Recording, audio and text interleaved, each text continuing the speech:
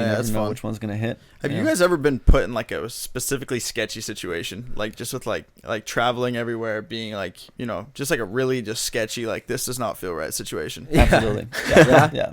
Well, there's a moment when you said that, I immediately thought of this one moment. We're in Mexico, and we're like an hour south of Tulum. I don't know where we are. Like, we're in the middle of nowhere, and we were trying to find this. There was apparently this huge resort, like luxury resort, that was abandoned. It was like destroyed by a storm. So we were like, okay, go check it out. this is cool. Like, they have a movie theater, bowling alley, like everything is like looks like really nice. It's just been like, it was just wrecked, and like the investors just didn't care about it, so they just left it.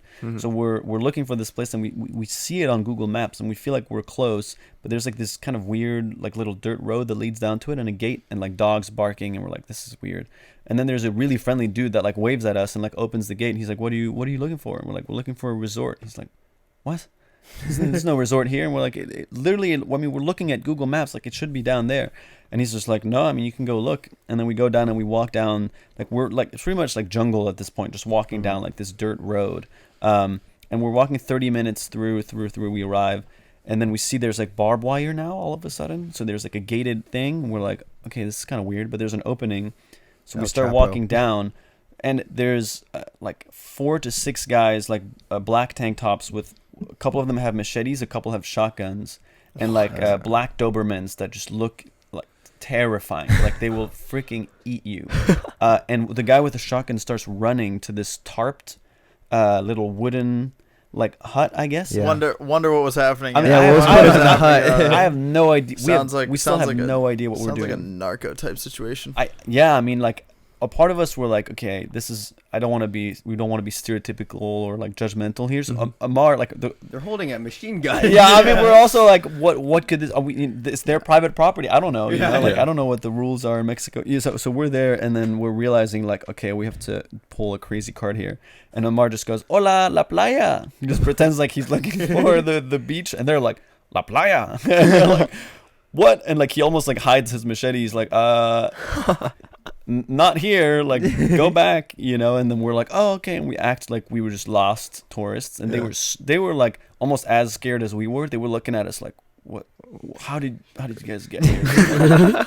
Please don't come back. Like they were equally like crazy. They were looking at each other like, what should we do about this? And we're looking at each other like, we're gonna go. Yeah. And then we turn around and we're like, okay, no worries. Like we're trying to pretend like, no. And then we turn around, and as soon as we go around the corner, I've never ran that fast in my entire life. We just like ran back towards the car, and we just hopped in, and we told the guy like, open the gate, and we just drove away. How long did you guys talk about it for? Like after that happened, like was it like the story of car like, ride? I mean, we didn't know what happened, right? And we had a little GoPro, so some of it is captured, and we were just like holding it like in our hand, but we just drove away, and then like drove back to our Airbnb, and then just sat down, and we're like, what just happened? Like, what did we just walk into?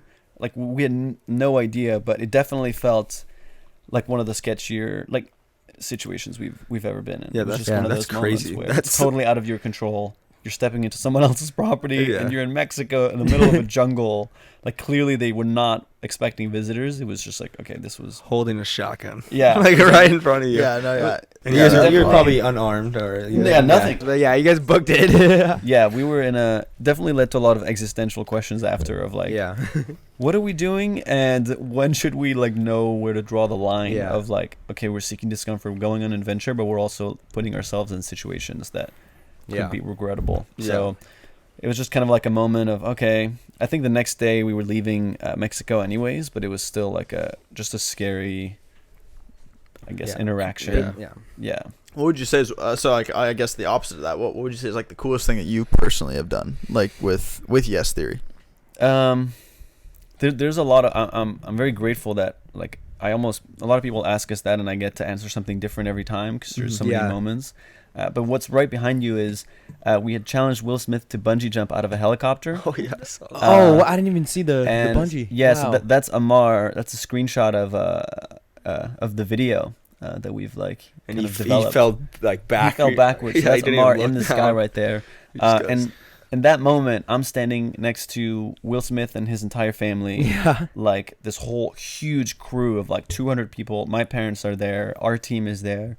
and we're just like screaming at Amar jumping. And this was like kind of a symbolic moment where we went from being like this small YouTube channel that was like trying to figure out what our thing is to like, okay, now Seek Discomfort is like alive in like a way that felt very real and powerful.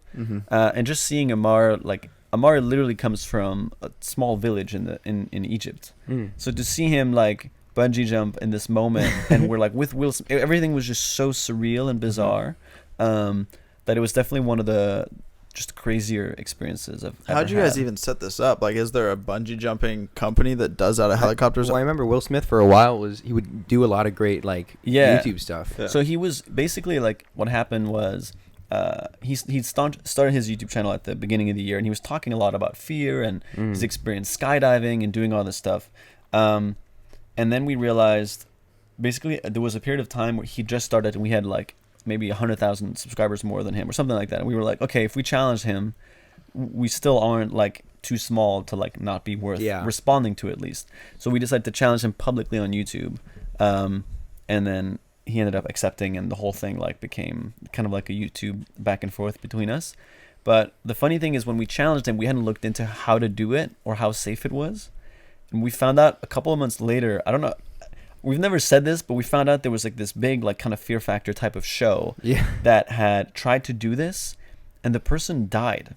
Whoa. So the whole show got canceled. Like they filmed the first season, and then because of that, we found out after we had challenged Will Smith. So now we're like, okay, Putting Will Smith in if danger. we on live stream it was are on the ones live that stream? like kill Will Smith, our lives are over. Like there's nowhere I can move to where people won't be like, oh, you're the guy that killed Will Smith. I was like, we're either the guys that pulled off this crazy stunt, or the people that just did something horrible, you know. So literally, Will Smith's best friend, before Will jumped, came up to me. He's like this huge, like 6'7" dude, and he just puts his hand on my shoulder, and I look up, and he's like, you know, if Will dies, we're throwing you guys down with them. And he was freaking dead serious. I was like, oh my God, please don't die. Please don't die. It was wild. So we set it up, but luckily, like when we got there, I was like kind of panicking because it was so out of my control. And I literally asked, I went up to Will's manager, and I was like, because I could tell he was panicking too. But they had the two of the best helicopter pilots literally in the entire world. The best stunt kind of helicopter filmer like in the world, like the guy that shoots all the blockbuster movies in Hollywood. It's dad and his son, I think, and they're in the helicopter together.